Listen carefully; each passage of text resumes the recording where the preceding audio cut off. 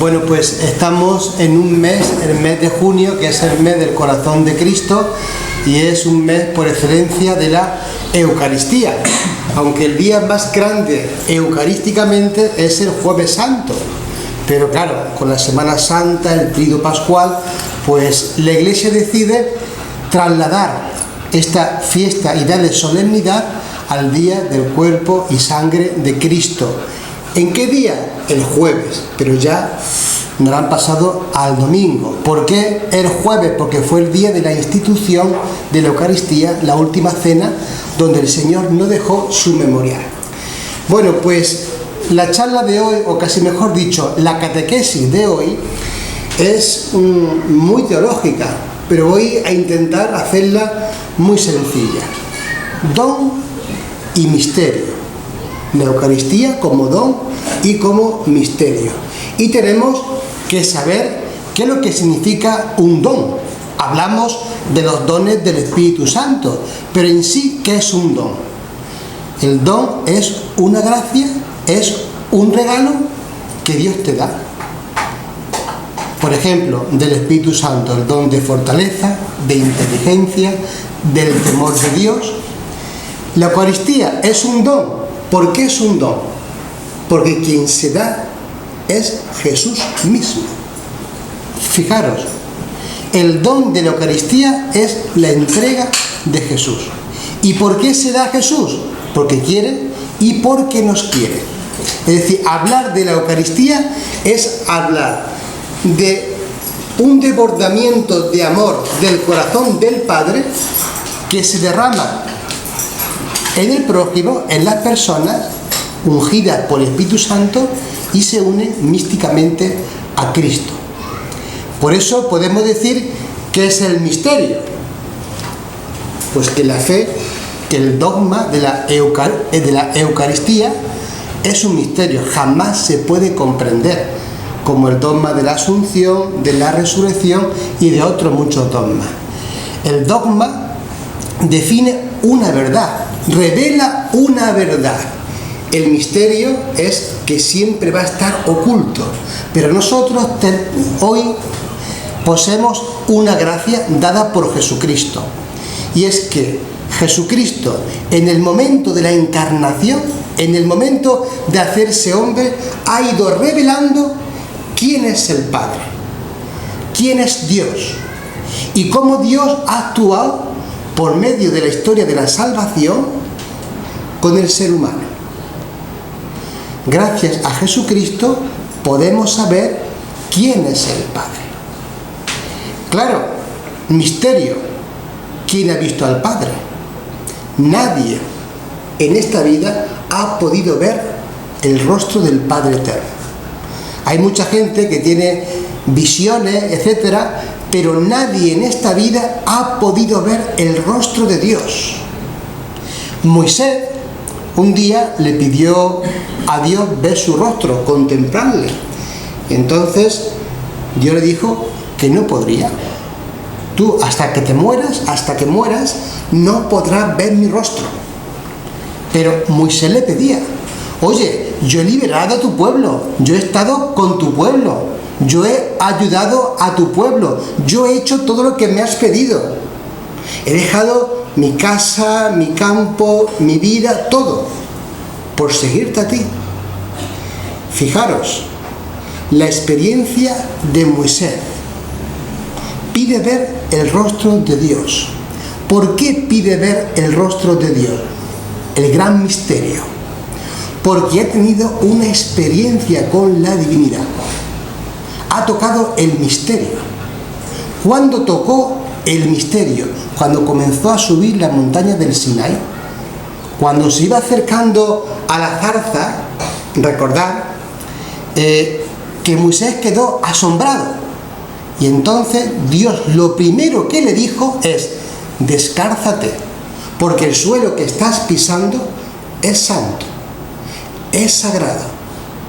Cuando uno se descalza en campo sagrado, está entrando en contacto con la divinidad. Por ejemplo, los musulmanes, cuando entran dentro de una mezquita para orar, se descalzan. ¿Por qué? Porque descubren la presencia de Dios. ¿Cuál fue la presencia de Moisés? ¿Cuál fue la presencia de Dios que transformó a Moisés?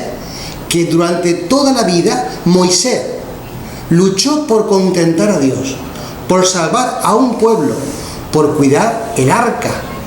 Pero es más, Moisés diría dentro de sí, sí, pero yo quiero ver el rostro de mi Dios. Y se lo volvió a pedir y dijo que no. Hasta que Dios se compadeció y dijo, bueno, pues mi rostro no lo verás, pero mi espalda sí. Entonces Moisés entró en oración y, según dice la Escritura, pasó Dios con el rostro velado y Moisés murió. Con eso Moisés se contentó. Por aquí descubrimos por qué tanto misterio en el sagrario, el conopeo, el velo con su adorno, es decir, cuidar lo misterioso, ¿no? Cuidar lo sagrado, porque en el misterio y en lo sagrado se esconde la presencia de alguien, de un ser, de Dios. Claro, el rostro de Dios no se puede ver. Todos aspiran a eso, pero gracias a la economía de la salvación, Jesús nos ha revelado el rostro del Padre. Dijo Jesús, quien me ve a mí, ve al Padre. Es decir, que viendo a Jesucristo, ve al Padre. Claro, aquí nos metemos en doctrinas complicadas. ¿Por qué? Porque Dios no tiene rostro. Dios es espíritu, es esencia pura. Nosotros lo pintamos, hacemos imágenes del Padre, ¿no? Con rostro humano, con cuerpo humano, pero un ángel es espíritu, no es lo que vemos. Nosotros lo que podemos ver de la divinidad lo vemos en Jesucristo.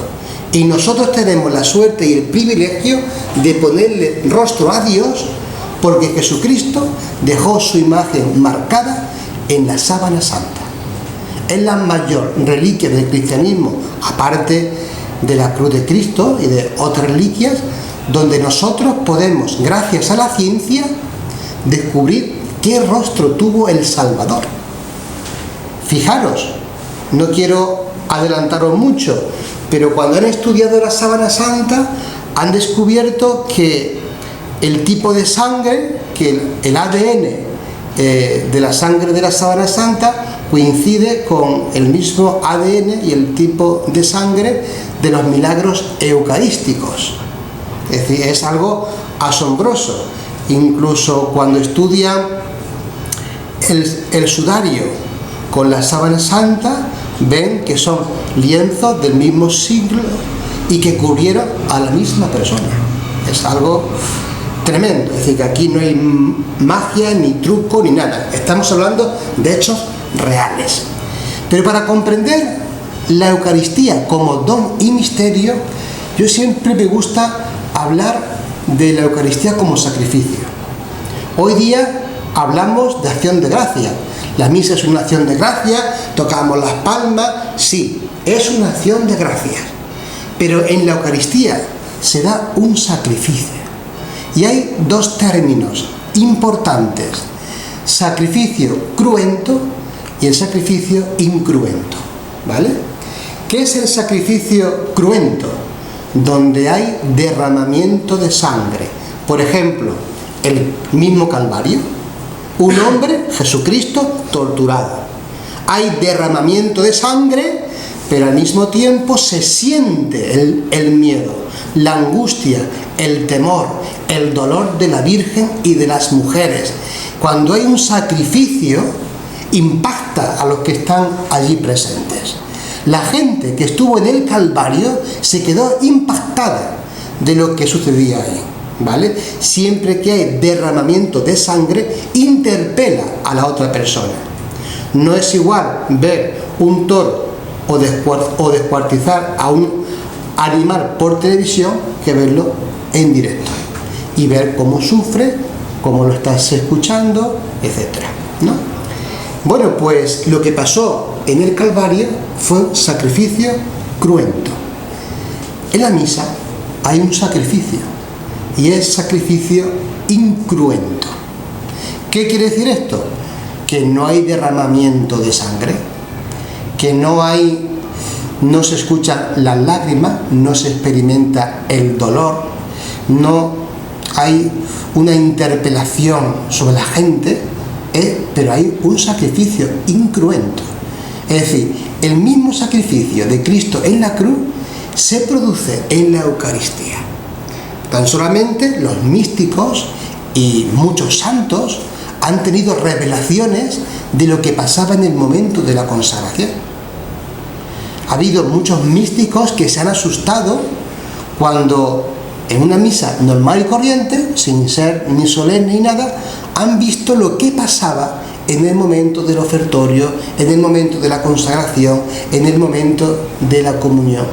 Y es que había un ser vivo, hombre, que entregaba su vida por nosotros, y que ese hombre sufría y seguía sufriendo, y que en cada misa se sigue renovando el misterio de nuestra fe. Fijaros que la única palabra, la única vez que sale misterio en la misa es después de la consagración, cuando el sacerdote dice: este es el sacramento de nuestra fe, que hay otra fórmula que dice: este es el misterio de nuestra fe, ¿vale? Hemos tocado una palabra, que es sacramento. Muy poquitas personas unen la Eucaristía como un sacramento. Y es que hay que saber lo que significa un sacramento. ¿Qué es un sacramento? El sacramento es presencia de Dios en medio de la comunidad cristiana, ¿vale? Es decir, cuando se realiza un sacramento, Dios se hace presente. Lo que pasa es que no lo vemos. Por ejemplo, la unción de los enfermos. Llega un enfermo, le impongo las manos, pido el don de la sanación del Espíritu Santo, y es un rito. Pero Dios está presente realmente, como en la confirmación, como en el bautismo. Pero hay una presencia que es la presencia eucarística, donde realmente está Cristo, con su cuerpo, con su sangre, con su alma y con su divinidad. Hoy día muchos confunden este sacramento pues como un objeto. Hoy día hay muchas personas que comulgan sin saber lo que están haciendo. Y no se produce una comunión, porque para que se produzca la comunión, tú tienes que estar abierto. Dios se te entrega, Dios te da toda la gracia, Dios está abierto. Pero Dios, cuando entra dentro de tu corazón, quiere que tú también se lo abras, ¿vale? Claro, cuando uno no es consciente de la presencia real, al final no estamos viviendo la misa, ¿vale? No quiero hacer mucho teatro, pero yo creo que es que la liturgia es tan preciosa para ver ese don y ese misterio, que desde que se comienza a preparar el sacerdote ya es una locura de amor. Entramos en las sacristías y vemos que los curas se están revistiendo, se ponen la casulla, la estola, pero realmente los sacerdotes se están revistiendo de Cristo. Hay un término teológico que es in persona Christi, que el cura actúa en persona de Cristo, como el nombre de Cristo. Nuestras manos están ungidas las 24 horas, ¿vale? Pero no las 24 horas estamos actuando en nombre de Cristo. Si yo estoy haciendo una tortilla de patata, no puedo decir que estoy actuando en nombre de Cristo, aunque sea sacerdote. Si yo estoy limpiando mi coche, exactamente igual. Hay momentos en las celebraciones, especialmente en los sacramentos, donde el sacerdote actúa en nombre de Jesucristo. Por eso, en la misa cuando uno se pone el alba, el cíngulo, la estola, la casulla, el sacerdote dice interiormente unas oraciones. ¿Por qué? Porque va a ofrecer el sacrificio. Y cuando sale revestido de Cristo, ¿dónde se dirige? Al altar.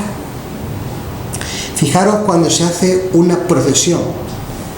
Lo primero que sale es la cruz. Y todo detrás de la cruz. ¿Qué significa eso? El martirio. Seguir a un Cristo crucificado es martirio. ¿Dónde va a subir Jesucristo? ¿Dónde va a subir el sacerdote? Al Calvario.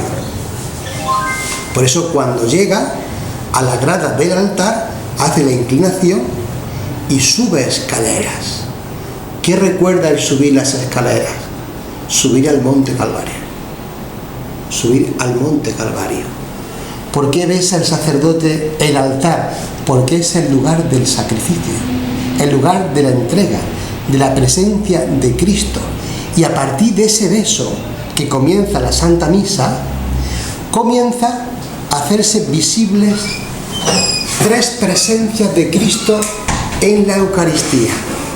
Fijaros, durante la misa, ¿vale?, hay 3 lugares que son dignificados por la presencia de Jesús.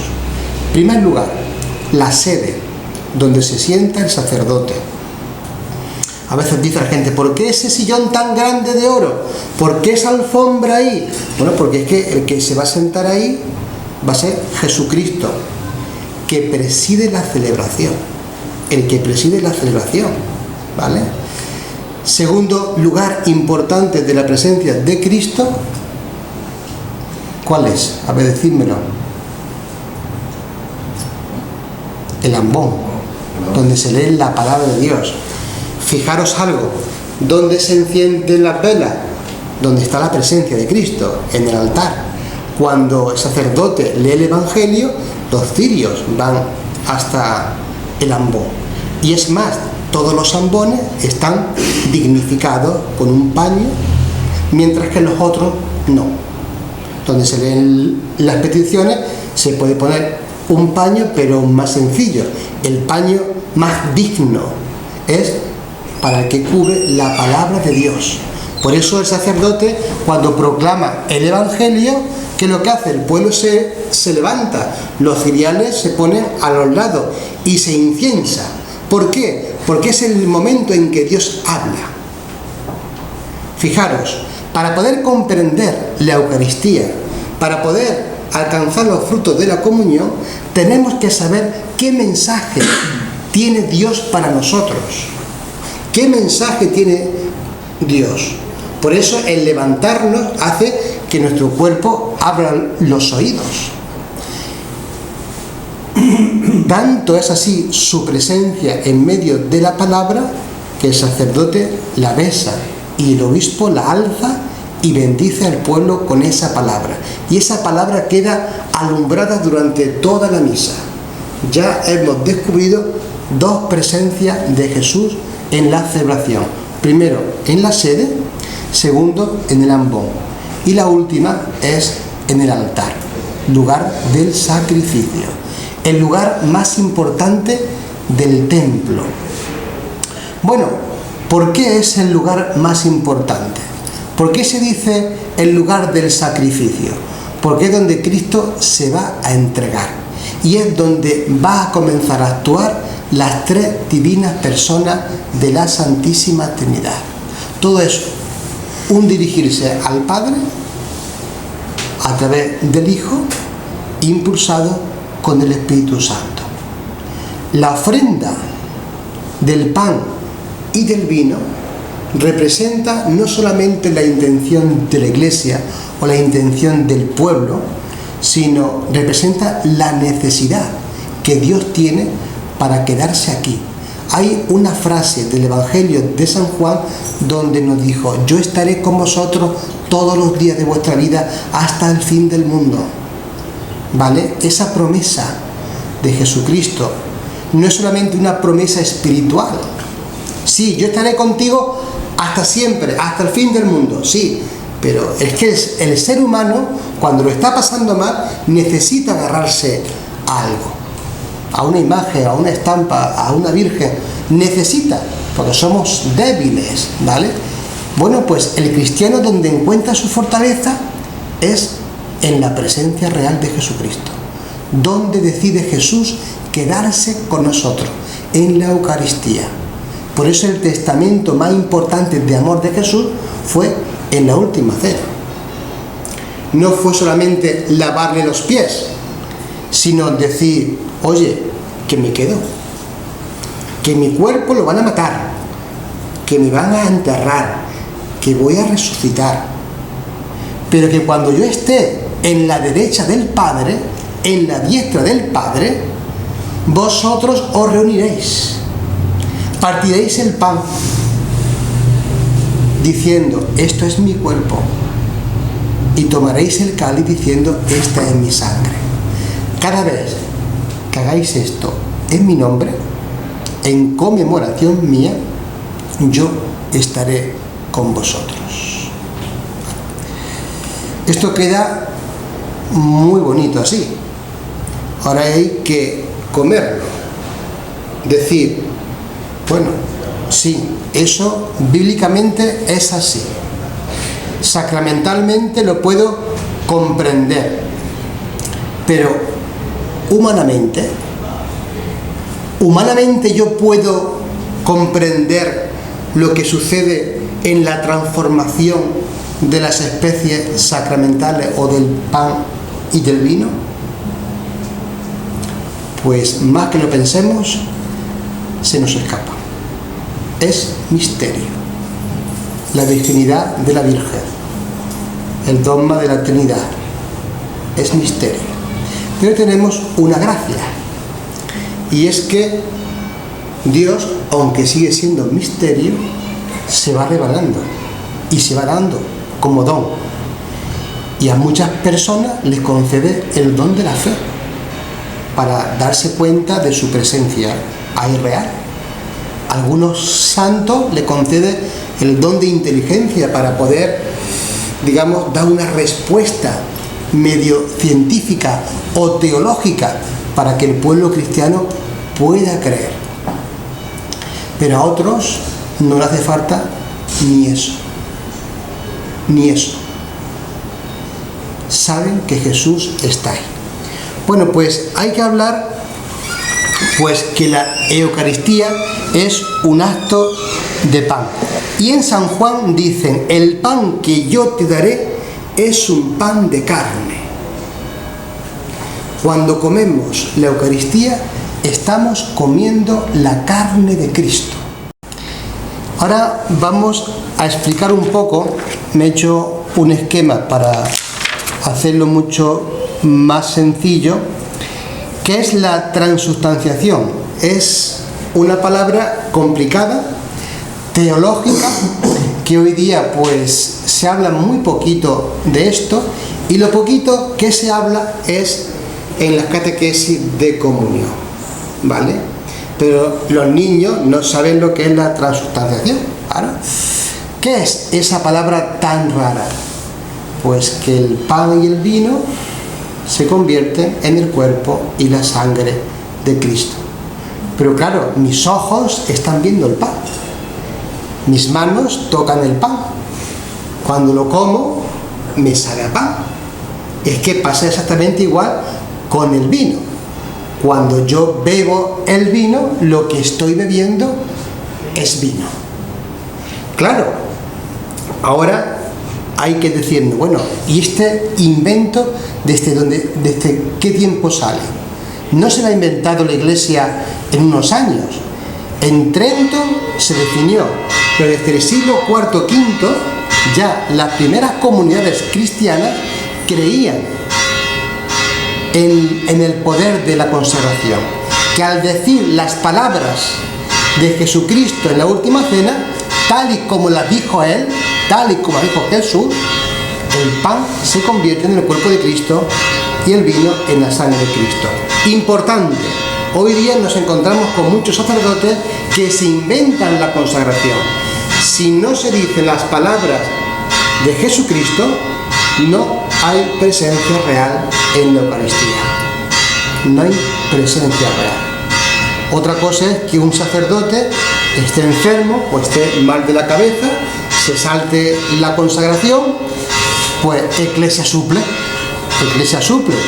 Pero la Eclesia suple no cuando yo me invento o cuando yo quiero hacer las cosas según a mi estilo, ¿no? Y ojo, no hay consagración si no hay pan.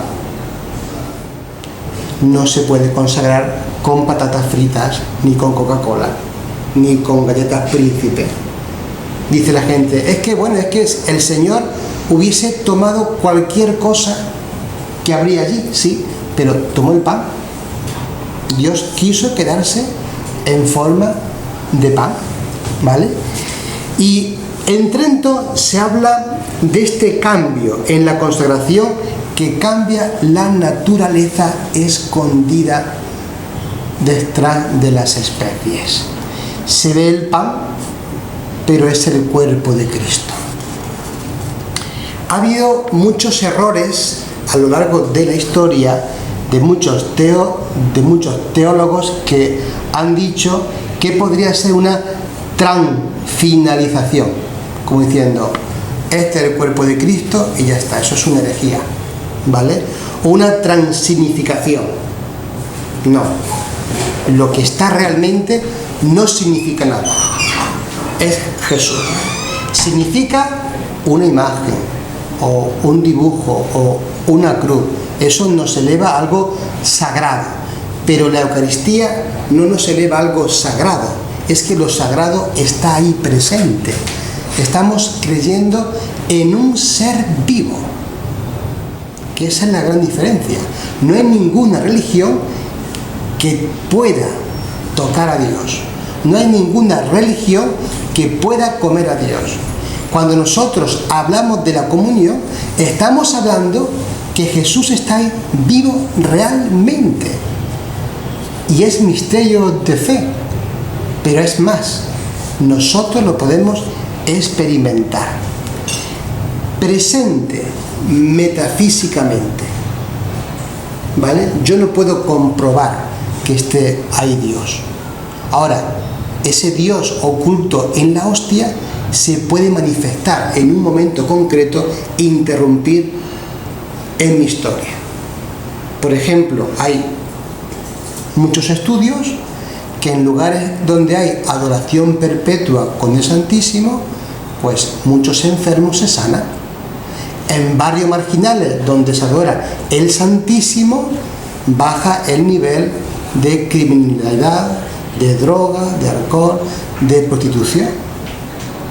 La presencia del Señor es un exorcismo. Cuando los poseídos se encontraban con Jesús, Jesús no hablaba y directamente los poseídos ya temblaban.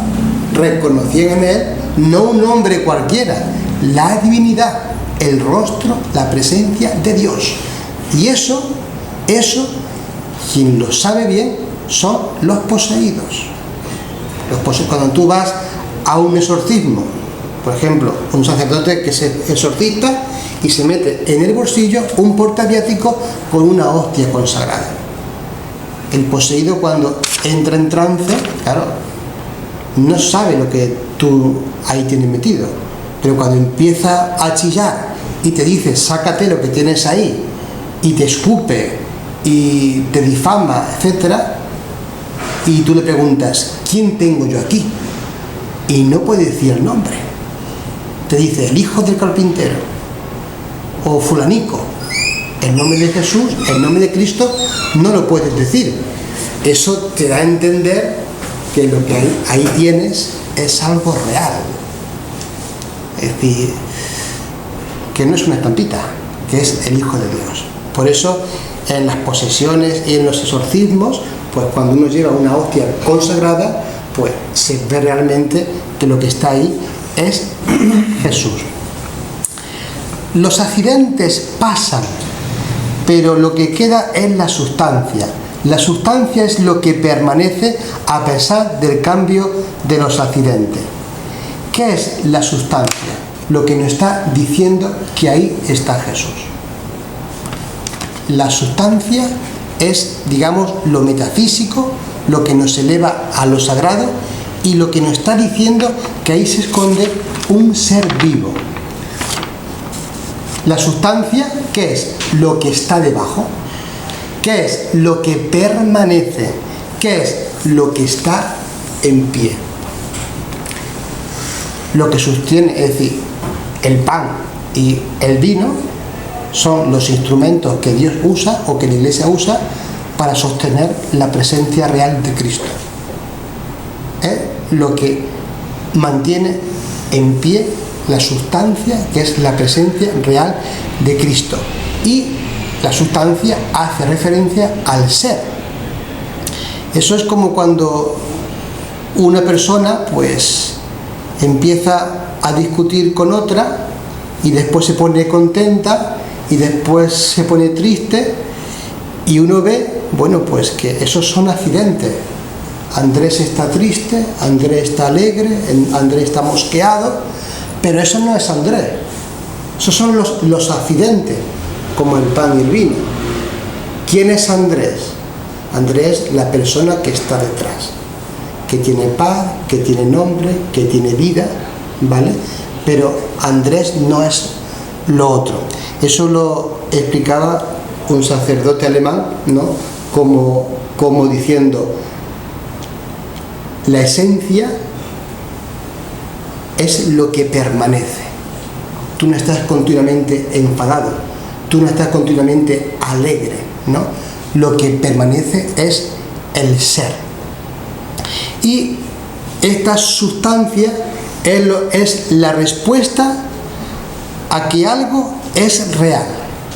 Y ahora os quiero decir una cosa súper importante.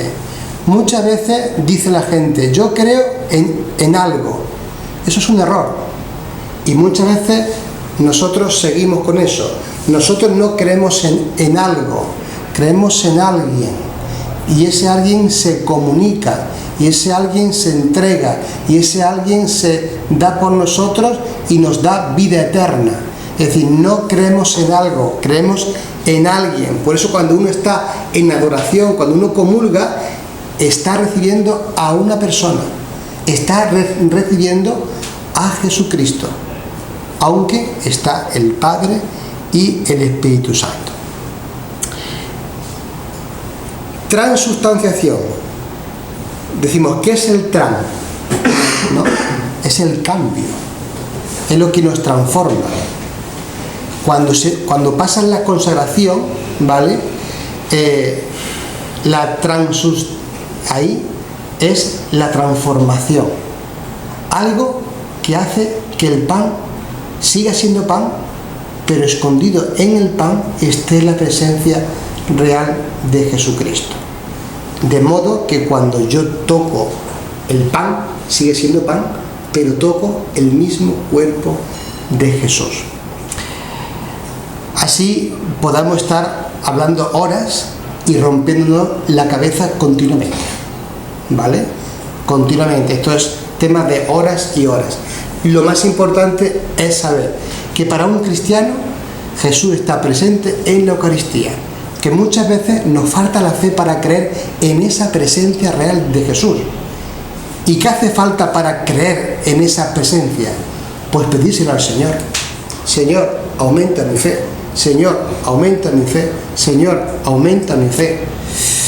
No puedo comulgar si me falta fe. Pues vamos a ver, sí que puedes comulgar, porque lo más importante es saber lo que tú estás recibiendo. Tú estás reconociendo la presencia del Señor, aunque tengas dudas. Y si estás en gracia, más todavía. Si estás confesado, puedes comulgar. Incluso hoy día el 80% de los que comulgan no saben ni lo que están haciendo. Entre ellos nos metemos los sacerdotes también, ¿vale? Cuando vemos cómo estamos comulgando tan rápido a la ligera, realmente no estamos dándole la dignidad y el respeto y la sacralidad al cuerpo de Jesús. Cuando no hay sacralidad, cuando lo sagrado no se da, el misterio se expande, se va. Por eso el ritualismo bien acompañado con la liturgia, etcétera, nos ayuda a saber quién está ahí, el Señor, ¿no? La Eucaristía hemos hablado como sacrificio antes, que se entrega, pero la Eucaristía no está solamente para comulgarla en la misa. Vemos que después de la misa se reserva en el sagrario. ¿Por qué en el sagrario? Jesús quiere quedarse en el sagrario para darse ¿a quién? A los enfermos. El sagrario sirve para dos cosas: para la adoración y para los enfermos. Aquellas personas que no pueden venir a alimentarse de la Eucaristía, los ministros, los sacerdotes, se la llevan a sus hogares. Jesús vino a sanar a los enfermos. Pero la Eucaristía no solamente es que Dios se te da, sino que tú también te entregas a Dios. Y esa es la clave o la ficha o la pieza que hoy día, por desgracia, falla. Comulgo y ya he cumplido. Tomar la comunión es dejar que Cristo entre dentro de tu corazón, te llene, te transforme, te cambie, y cuando salgas a la calle comiences a trabajar. Recordamos que todos somos cuerpo de Cristo y todos tenemos la fuerza del Espíritu Santo para crear un mundo más humano, más justo y más santo. La Eucaristía no es para mí, ni para mi santificación, sino para la santificación del mundo. Cuando uno comulga para sí mismo, al final no disfruta de las gracias que Dios da a las almas. Porque las gracias, cuando se concentran para uno mismo, no son aprovechables. Dios te da la fuerza, ¿para qué? Para cuidar a un enfermo. Dios te da la fuerza, ¿para qué? Para cantar en un coro y alabar a Dios. Dios te da la fuerza para que tengas don de palabra y confortar a los que están mal. Dios te da la fuerza porque eres alegre y tu misión es sacar una sonrisa en tantas personas que están sufriendo. Cuando comulgamos, se derraman carismas, dones y gracias. Y esas gracias están al servicio de la comunidad. Los santos, San Martín de Porres, San Juan Bosco, tantísimos santos que eran profundamente eucarísticos. ¿Por qué? Porque necesitaban de Jesús. Porque la cruz era tan grande que no podían llevarla. Y en la comunión recibían la fuerza para poder llevar la misión dada por el Señor, según el carisma. Un cristiano sin comunión al final se convierte en un voluntario de una asociación. Y cuando llegan los problemas, uno se cansa y abandona. Eso hoy lo vemos en muchos lugares. Por eso hay que decirnos, cuando pasan todas estas cosas, ¿por quién estoy yo aquí? ¿Por el cura? ¿Por el Señor? ¿O por mí? Realmente, cuando uno comulga y busca a Jesús, todo pasa a un segundo lugar. Todo pasa a un segundo lugar. ¿Por qué? Porque Jesús es tu centro y te va marcando el camino que debes de seguir. Por eso dice el Señor, ojo, que yo soy el camino, que yo soy la verdad y yo soy la vida. Que el que come de mi cuerpo y bebe de mi sangre tiene vida eterna y yo lo resucitaré en el último día. Yo siempre digo que aunque una persona haya comulgado una sola vez en su vida, en la hora de la muerte Dios reclama lo que es suyo. Dios reclama lo que es suyo, porque nos convertimos en sagrario purísimo. Pues mucho más si uno comulga todos los domingos y todos los días. Eso es un gran regalo. Al final, cuando uno lleva un largo camino, descubre que ese don, que es la misa, es Jesucristo. Y que ese misterio ya no es misterio. Pero cuando uno trata con Jesús y conoce a Jesús, todo es amor. no hace falta ni buscar, ni tal. Eso dice, demuéstrame que la Virgen es virgen. A mí no me hace falta demostrarte que la Virgen es virgen. Si yo la quiero y es mi madre, yo creo realmente que el Espíritu Santo tiene la fuerza y el poder para actuar así. Y ya está. Pero para eso hace falta un camino largo. Pero ojo también, uno puede pensar así. A mí no me hace falta que me dé una explicación de la virginidad, pero yo sí tengo que estar formado sobre ese dogma. Pues si hay alguna persona pues, que es débil, que desconoce, y decirle que Dios tiene el poder para hacer lo que le dé la gana, porque es Dios. Nosotros no podemos hacer nada, pero Él lo dice, conmigo lo podéis hacer todo, alcanzar todo.